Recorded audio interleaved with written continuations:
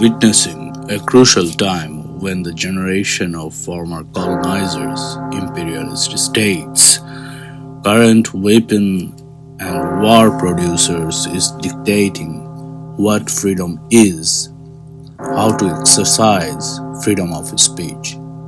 Since October 7, people around the Western world have been massively experiencing censorship while raising their voices against genocide, apartheid regimes, and settler colonialism. In Germany, it is even worse to experience its fabricated guilt and weaponization of antisemitism. Here, police have been banning constitutional rights of peaceful assembly and banning the mode of expressing slogans. People were arrested or taken into custody for chanting slogans in solidarity with Palestine and holding placards that read, "Stop Genocide." During the pro-Palestine demonstrations, there was a significant presence of riot police who brutally attacked and arrested people supporting Palestine. Riot police in the demonstrations were displaying machine guns and confronted unarmed protesters. Police raided several houses and showed their ugly presence in the university, seminar rooms, and arrested students. This is the signature of fascism, and the state proactively suppressing free speech, sending it to the morgue.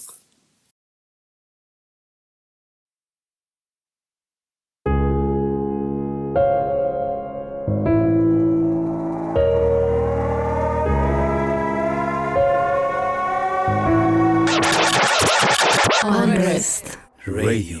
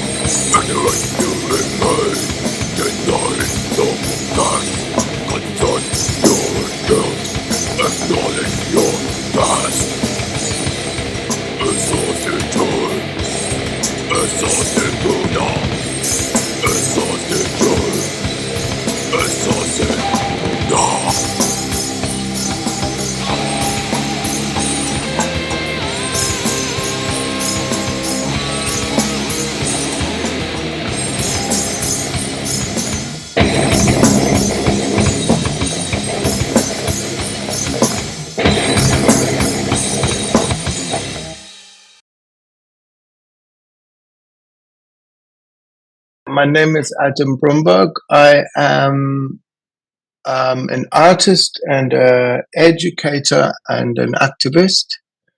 I was born into apartheid South Africa, and I became an activist against apartheid around the age of 15 or 16. And then life took lots of journeys. I lived in Italy for many years and in England for many, many years. And now 7 years I've been living in Berlin, where I was teaching as a professor first in Hamburg for 6 years. And more recently, I was teaching in Karlsruhe University as a visiting professor, but that job is just about to kind of come to an end because of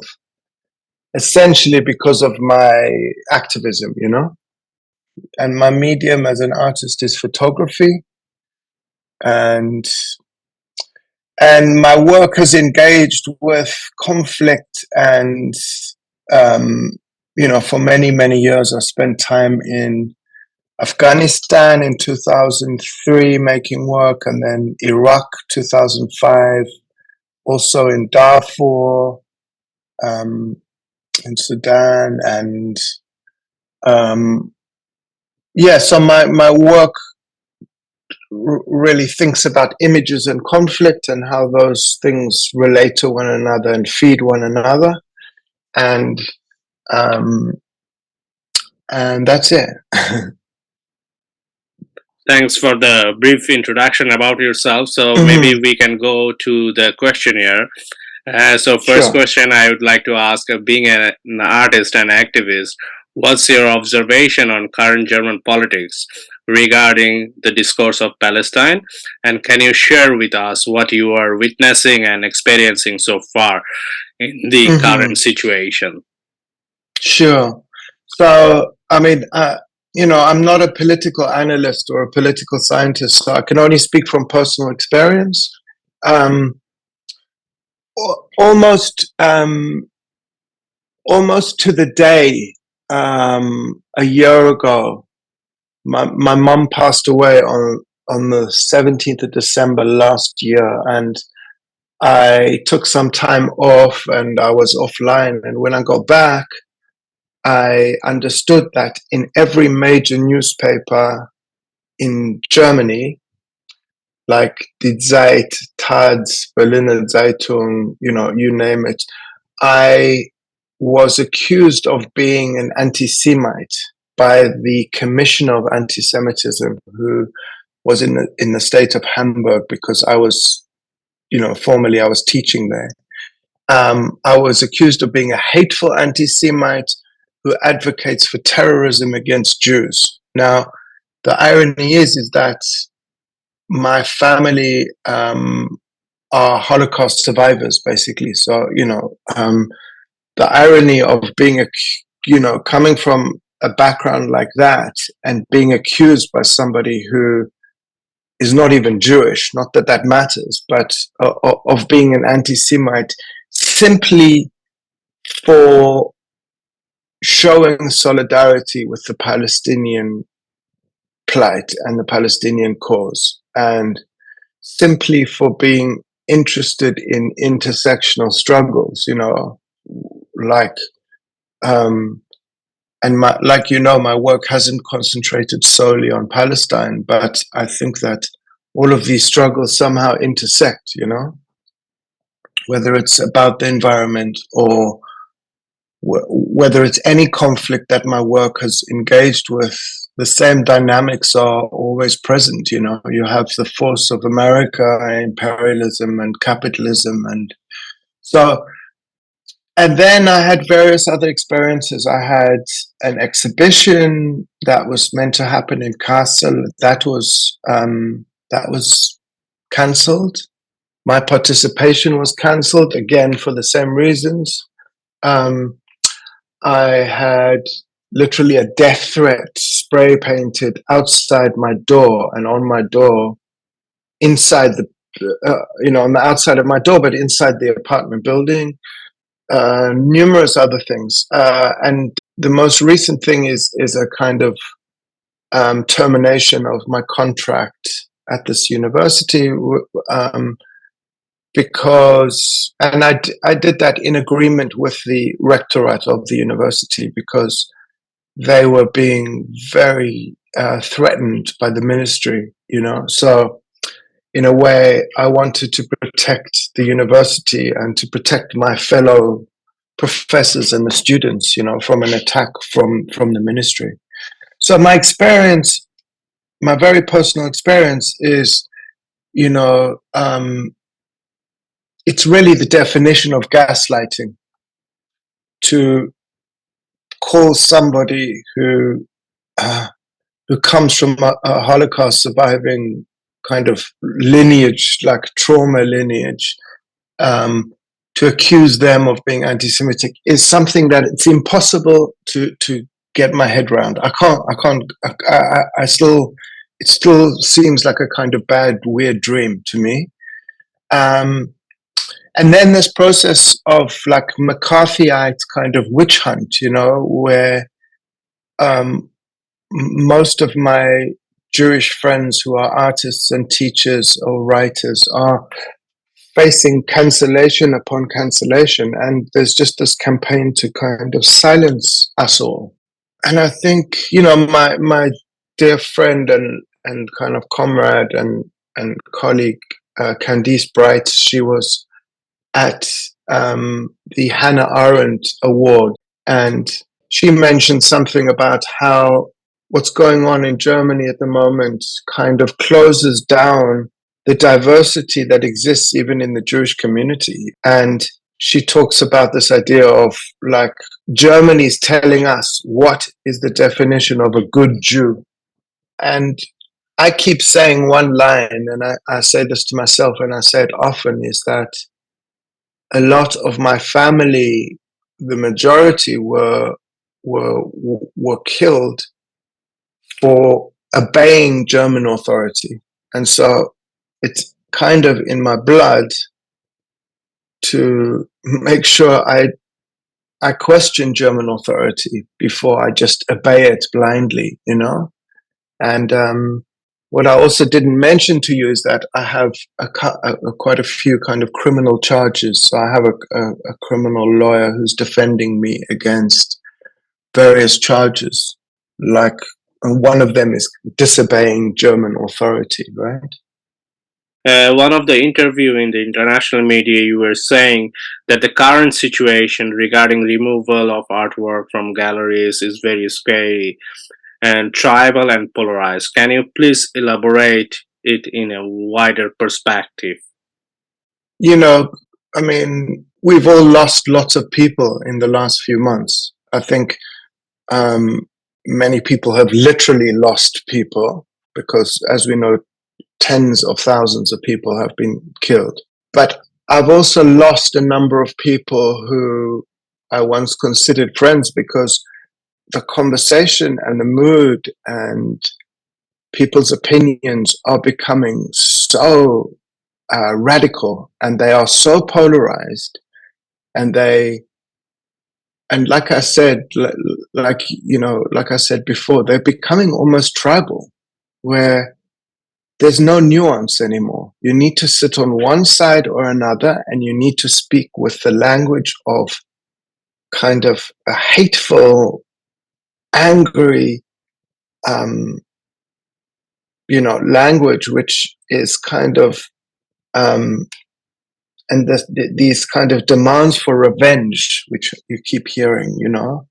And I think that this is very scary, like that kind of polarized, I don't know another word besides kind of like almost like tribe like allegiances, right? And I experienced this in my own family because I've got a sister who lives in Israel. She's lived there for maybe more than 40 years, definitely more than like 45 years. She has children and grandchildren there, one of whom is currently in the military.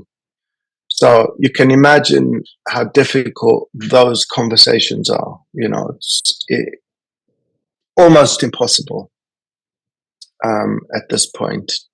So from a very, very personal experience, you know, within my family, to the broader kind of art world, and then the kind of academic world, and then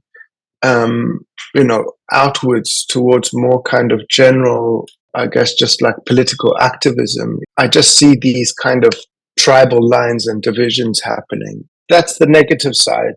If I want to look for the positive side, I think like there's an immense like growth amongst so many people, a new awareness of Palestine, of the occupation, of the 75-year history now. And this didn't exist before October the 7th, you know. So there's a massive groundswell, you know, and I think if you put your finger on the pulse of the world, you know, by far the majority of the world is in absolute horror at the moment. Honestly, I think that this is the beginning of the end of Zionism. That's my hope, is that the outcome of this is the end of the ideology of Zionism, really. How is Germany dealing with its Holocaust memory today? Is there any significant difference between how it did this in the past and the present day? I mean, I think if you think of what are the possible outcomes that we should take away from the Shoah, from the Holocaust, yeah? One of them is that the most vulnerable people in the world should always be protected. That should be our priority. I mean, that seems to me the most logical outcome of something so horrific like that. And the outcome that Germany seems to have chosen is to blindly support the state of Israel at all costs, even at the cost of another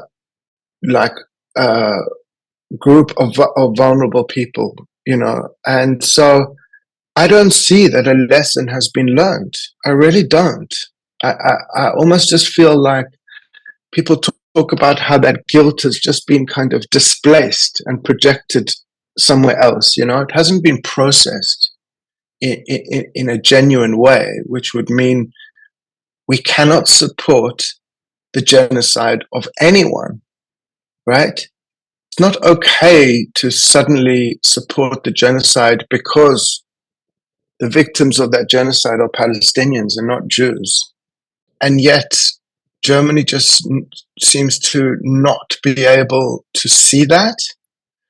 And the other day I said something very contentious, which is this all about German guilt? Or is there some kind of German desire built into this, into the way the German state is behaving, where there's still a kind of hate towards a particular ethnicity or group of people, and it's no longer Jewish people, but it may be other, it may be now it comes out in a kind of Islamophobic or a fear and a kind of repression of immigrants from other places, such as Palestine, right, or such as Syria. That's my feeling about that. I would like to ask, what's your thought on Germany's denazification?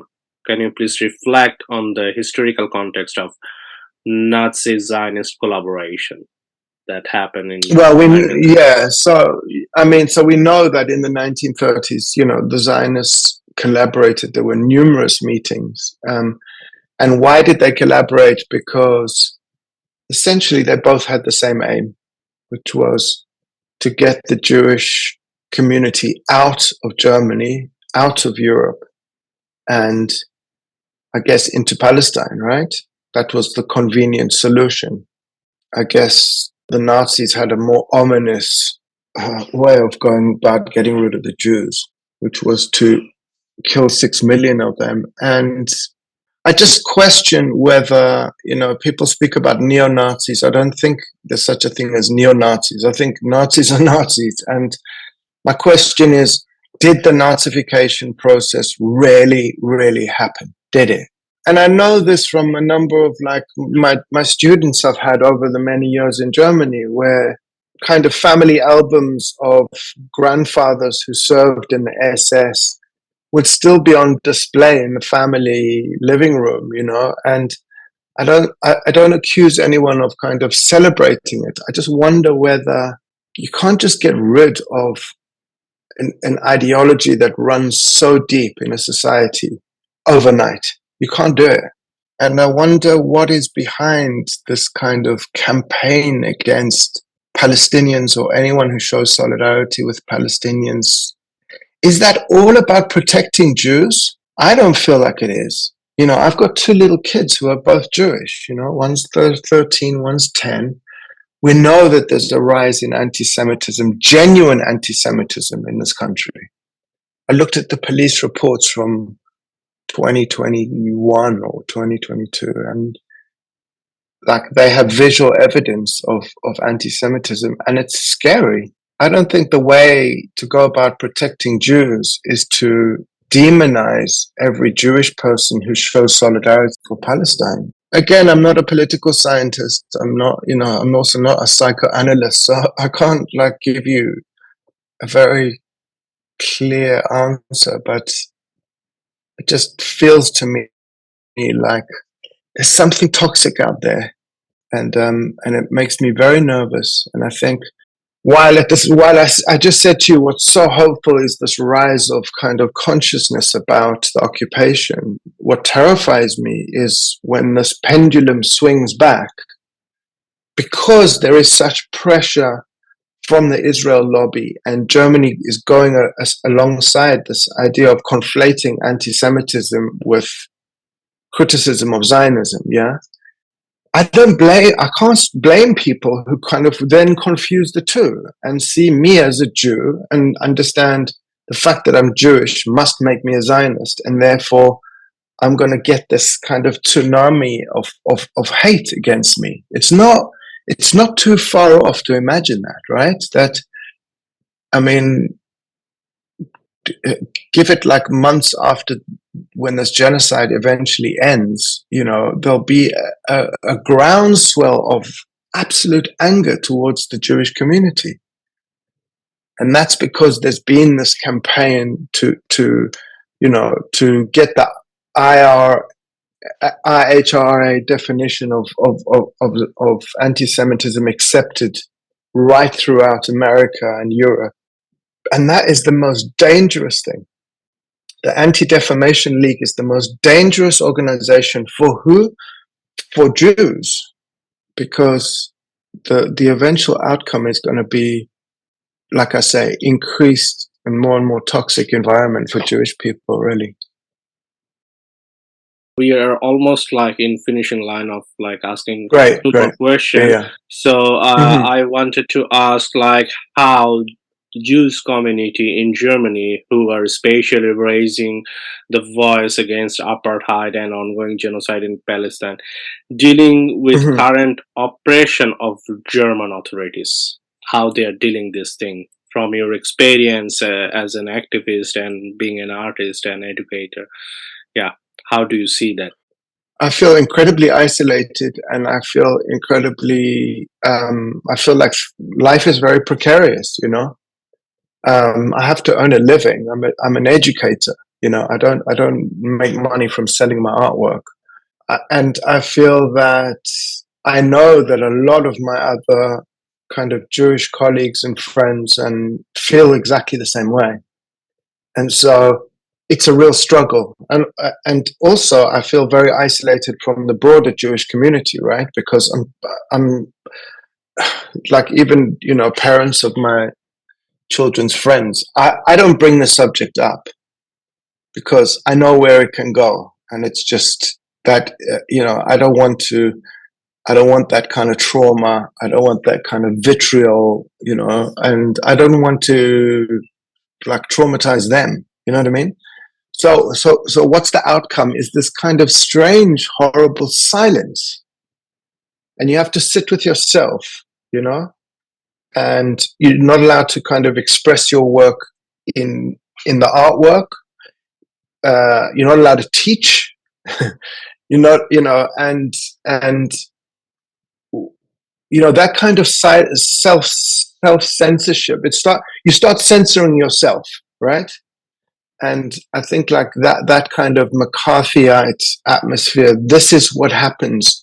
Is the most toxic thing. Is it's like it leads to an atmosphere of fear and kind of self censorship. And I think that's what's happening. A lot of people feel like they need to protect themselves. They need to protect their income, their career. And so they kind of literally just sewing their lips together and keeping quiet, and that has a terrible psychological and emotional effect on people, I think. And I know the last few months have been like incredibly lonely and isolating, because but I think a lot of people are feeling that, not just kind of progressive Jews, you know. I think a lot of people are feeling that kind of you know. And again, you know, when I described that process of being accused of anti-Semitism as gaslighting, I mean, my Palestinian friend said to me, "Welcome to our daily existence."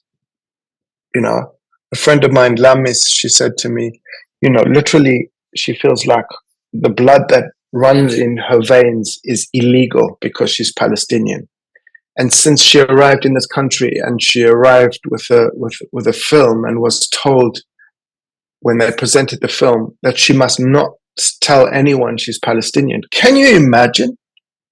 Can you imagine being up on a German stage and being told, "Don't tell anyone you're Jewish. Don't tell anyone you're a Sikh. Don't tell anyone." I mean, how, you know? And I mean, my final point, I think, really is that Germany and any German, especially the children of perpetrators, are not in a position to tell any person what constitutes anti-Semitism. They are not qualified to do that. And I think that there needs to be a little bit of humbling down in this country, you know? I think that those people in power should be a lot more humble and a lot more grateful for the diversity that exists in this country, and the diversity that exists within every community, including the Jewish community. And they should keep quiet and listen to the various diverse voices in this community, because those are the people who should define things like what constitutes anti-Semitism. Not the German state, not the CDU party, not some commission of anti-Semitism who's self-appointed, you know, not even elected, not even Jewish. And they are not entitled to speak to me or to access my lineage of trauma, really. You know, it's libelous, it's illegal, it's emotionally abusive, and it's you know, it's violent, it's terrible. The last question I want to ask, that since you have encounter with like police and like criminal charges and so on in Germany, how you see the structural imposition to silence freedom of expression? Well, I mean, the incident you're talking about happened in May. And it was at a commemoration for the Nakba, you know, and it was organized by a Jewish organization called Jüdische Stimme. And, you know, I was confronted by a riot policeman. You know, I asked the question saying, "Where were your grandparents during the war?" And he didn't answer me. And I said, "Should I tell you where mine were?" And he said, "I don't care." At which point I turned my back and I was like very violently like wrestled to the ground by numerous riot police. And I'm facing criminal charges for that. And again, you know, it's just absolute lunacy. And if we just talk about basic kind of freedom of expression, and I mean, this is pretty basic stuff, you know, it's like, it was a peaceful commemoration. Just let people do their thing, you know, and also kind of academic freedom, you know, the fact that the ministry is insisting that I get removed from a place of education where I'm simply doing my job, right? I'm not inciting anyone, and you know, I'm just trying to teach people how to think critically, you know. That's the only thing. And so, and again, like, just, you know, cut my tongue off, you know, ciao, just get out of here, you know. So it's like, and they come at you from all sides, you know, these kind of crazy, like, false criminal charges to pressure from the right-wing press, leaning on me personally, leaning on any institution I collaborate with. So there's just, I guess this various strategies, kind of very ingenious, because it makes a terrible minestrone, where they're coming at you from every angle. So I guess what they're just trying to do is like bully me into being silent. I guess that's the strategy, right? And bully us all into just keeping quiet because, and it's all relative, it's like, I have a family to feed, but other people have, refugee status, and the fear of that being pulled away, must be very, very terrifying, And so I'm not sitting here claiming to be this like terrible victim, but just to describe this, the actions of the state to do exactly what you're saying, which is to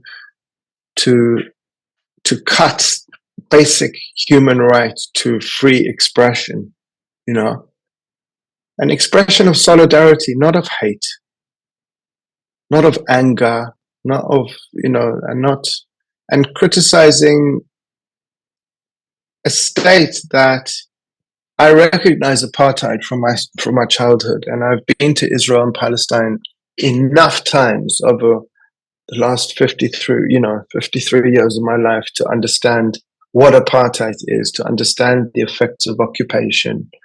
And I was sent to a Zionist Jewish school for 12 years.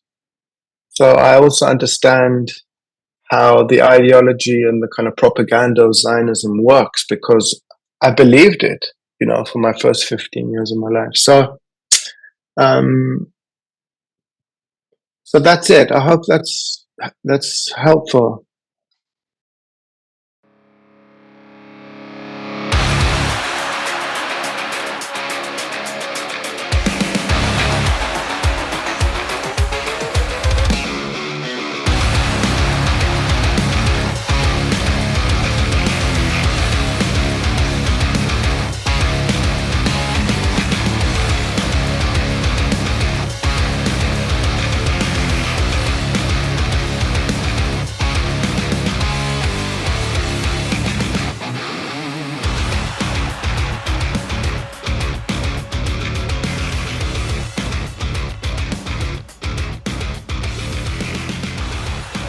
We spoke with Shahidul, photographer, teacher, and activist, who was Time Magazine Person of the Year 2018, regarding cancellation of Biennale, silencing the freedom of expression, and acquisition of antisemitism in Germany. So instead of some convoluted question or anything, because looking back, I wouldn't say that you're no stranger to controversy, because that would put the blame on you, which is entirely unfair. You've been censored, been in trouble numerous times. Looking at all the things you've been through, how would you reflect on this canceling of the Biennale for current photography in late November? For those of our listeners who don't know, this was cancelled mostly because of your pro-Palestine humanitarian positions, to put it lightly. How would you reflect on everything that happened, and what was your impression overall with the entire event? Yeah, firstly, I think I should point out that when I was invited, this is over 2 years ago, I had already a very clear position in terms of human rights. I've been a human rights activist for a very long time, and I think in this day and age, you cannot be a human rights activist and not be someone advocating for freedom for Palestine. It has nothing to do with religion or any of those other things. It is a question of standing up for people who are being oppressed, which Palestine clearly is. And I think it would be improper of any human rights activist not to be taking that position. I had the Free Palestine banner on my Facebook post way before the Biennale invited me to be part of their latest edition, I then extended the invitation to two of my former students, and the three of us agreed to curate it together. We submitted the proposal together. There has been nothing in terms of what was the curatorial content or the artwork that we were being producing that can be remotely considered to be anti-Semitic, and that never came up. What they have objected to are my social media posts. My social media posts are as me as an individual. That's my public profile. I do mention institutions there, but the institutions I mention are the institutions I've been involved in setting up, not the Biennale. So I am commenting not as a curator of the Biennale, and my curation is not part of my profile at all. It is me as an individual, as a human rights activist. So to take that on is bizarre. My pro-Palestinian position is not recent. It's been going on for a very long time, as indeed it should be. But I would like to point to a few things which I think are inaccurate and misleading. One of the things in the Biennale press conference, which incidentally, according to our contract, is meant to be done mutually between the curators and the Biennale organizers, they deliberately left us out. We did not find out from the Biennale. We found out through the press release before we were informed. We had wanted to keep the artists informed. We had been told not to, and then this came up. We've been in conversation with the directors of the institutions, and they had said that they were not consulted when this was happening, and that they would not have, at least the ones who responded to us, have said that they would not have signed on to this because they don't agree with this. So essentially, it is politicians making decisions on a cultural event, leaving out the artists and the cultural players, and I find that very problematic. Now, my posts about Palestine predate the 7th of October, and I've been advocating for Palestinian rights for a very, very long time. Some of the things that they had said in their press release is that I did not comment on statements made by others. Now, I do not, as a matter of principle, I do not delete any comments by anyone else. I may have made a comment on statements which directly relate to me. In this case, there was nothing of that sort. I make it a point not to delete anything on my comments, except when it's spam, regardless of what it says. I mean, there have been comments which have been very critical of me. They're up there, stand for the public to decide. I'm not into censorship, and that they should want me to be censoring things or commenting on things which do not apply to me directly is hugely problematic. Some of the things they talked about is the fact that I mentioned genocide. One of the things they talked about is the fact that the accusations of genocide and the comparison with Holocaust. Now, I started saying this a long time back. I think now much of the rest of the world is saying exactly what I was saying. It's true that I said it before many other people had started saying it, but I think the reasons for doing that were certainly as true then as it is now, though it's been compounded. And I think if you made a general survey today, the majority of humankind would have no hesitation in saying that what is happening amounts to genocide. The UN is saying that. And as far as the comparison with the Holocaust, I think the figures today are that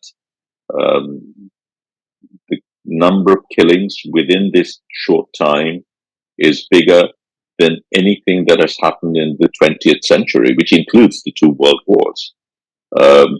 So that comparison, at least in numerical figures, is not far-fetched at all. What I can understand is that Germany has a guilt. Certainly, having been responsible for the Holocaust, they should have a guilt. But I don't see why German guilt should be cleansed by Palestinian blood. And that is my point. So I have serious objection with the way that is being said. What they also went on to say is they were suggesting to my fellow curators that perhaps they could go on without me. This is the classic divide and rule policy that colonialists have had for centuries. My intellect, my connections, my creativity are all something they're prepared to take on board, but they're happy to leave me out and work with other curators so they can remove the smell of guilt from them. And this is hugely unethical. And the fact that they suggested it, I find very problematic. So, but I don't want to dwell on the Biennale so much. I think we need to look at what we've been doing. I mean, after we had been and we submitted a proposal, we have not in any way or form detracted from our responsibilities as curators. We've worked for now nearly 2 years. We've worked with the 6 partner organizations. We've worked with numerous artists across the globe.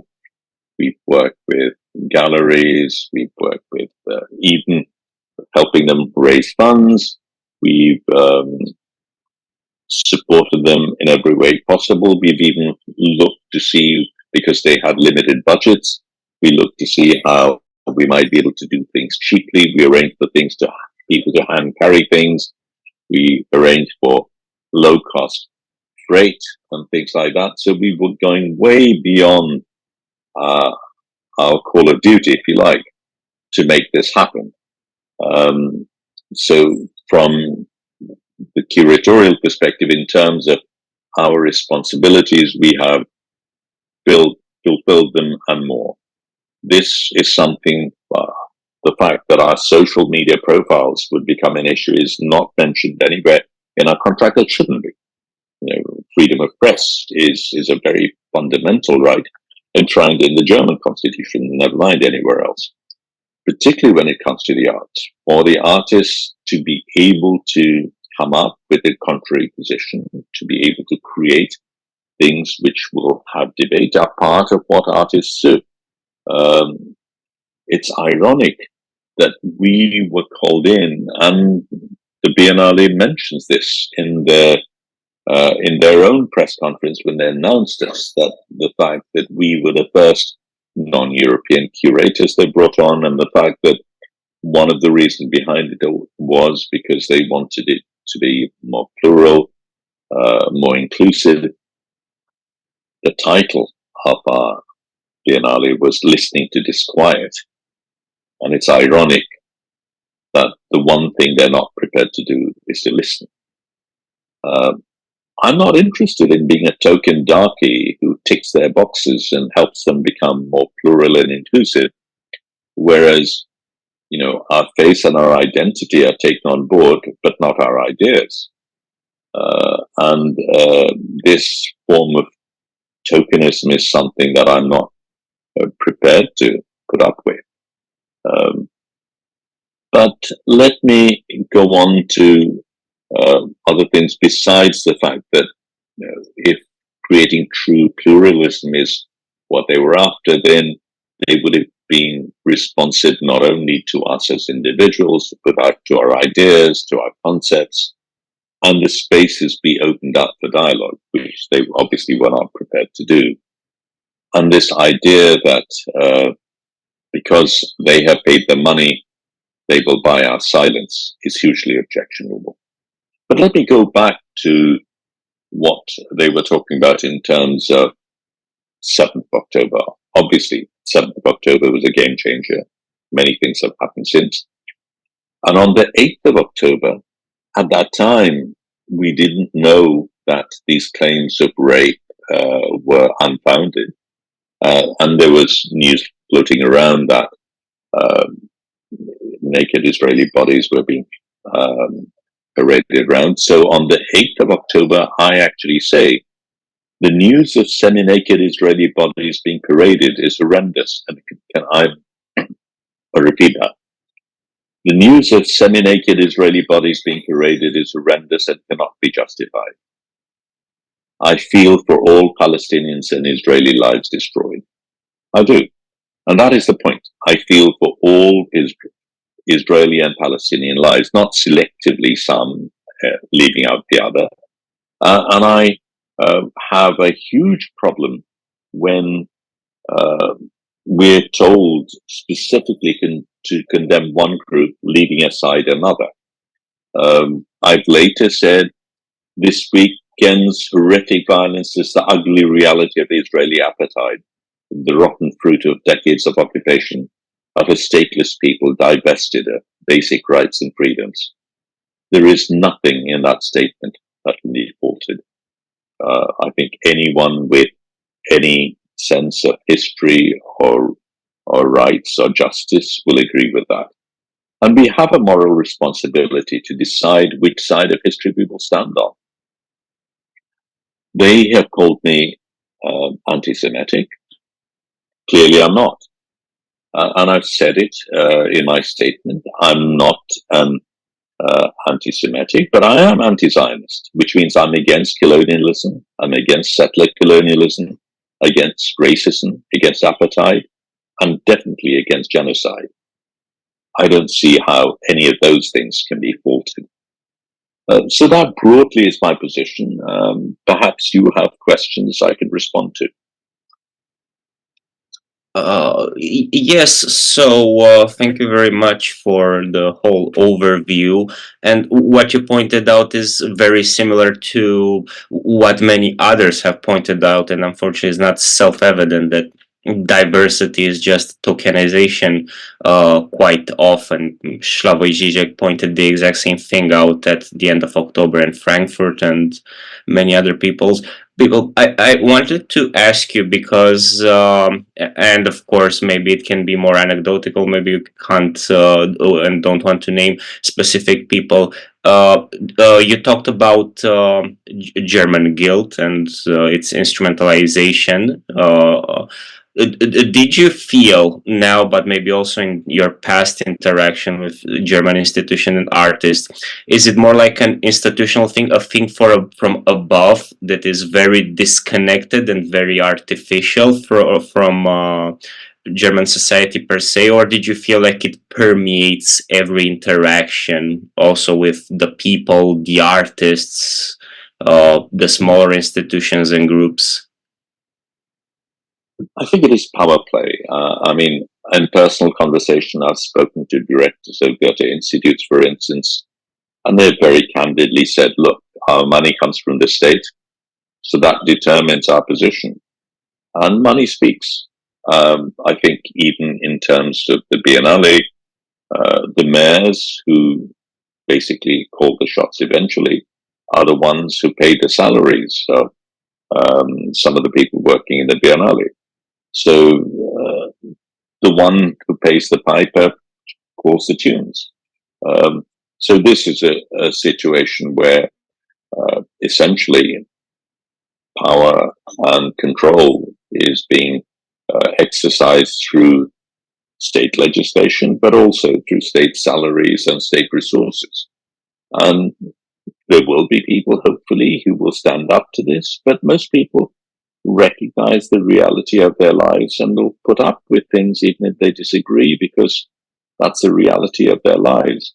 And it's very unfortunate this happens.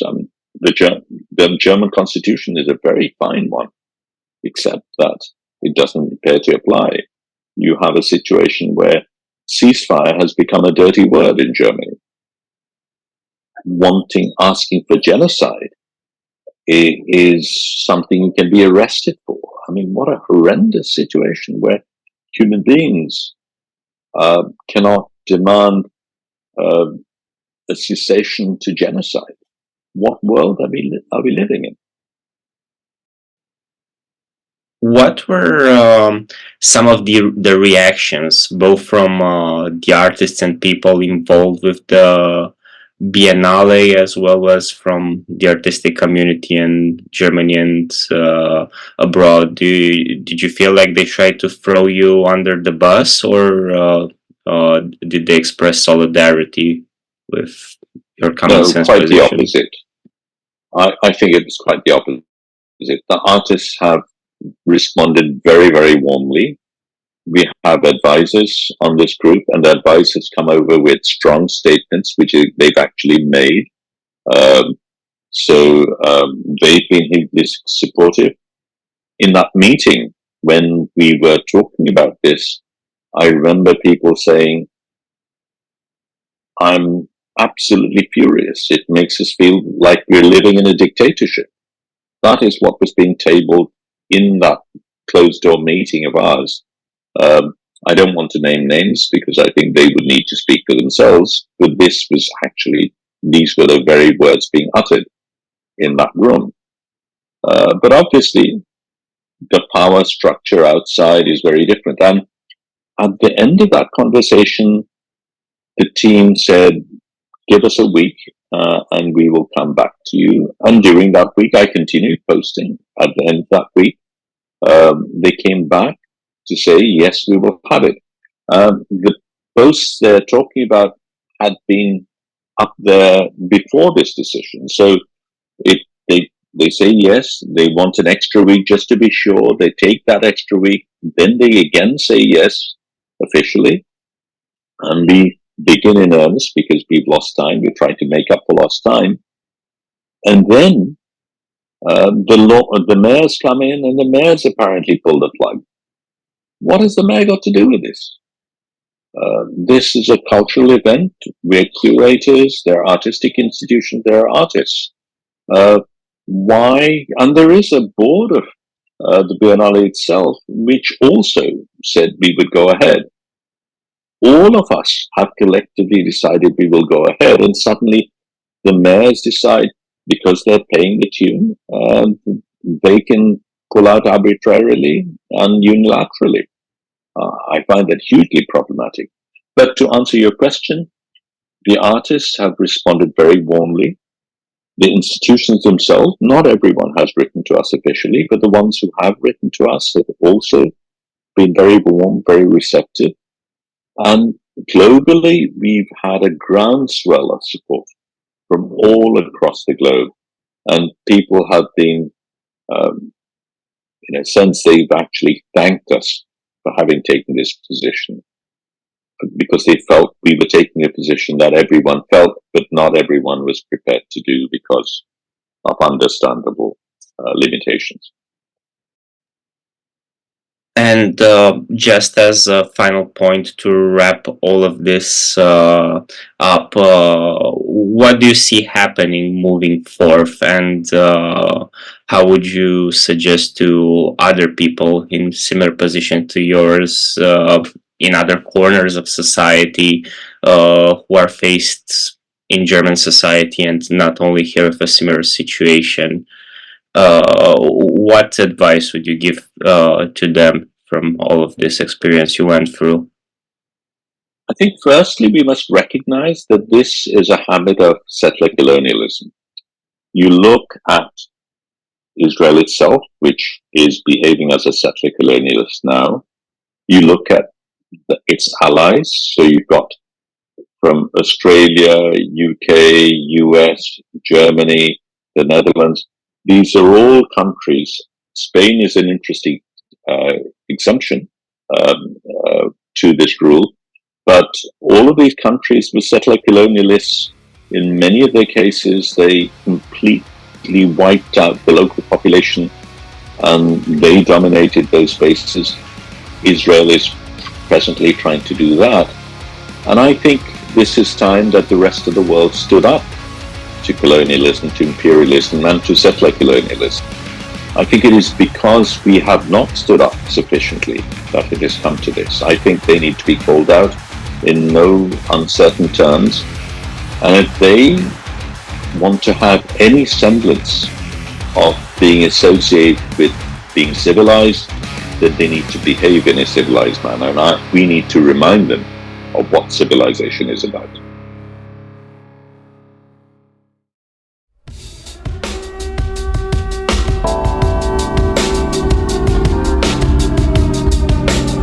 Unrest Radio.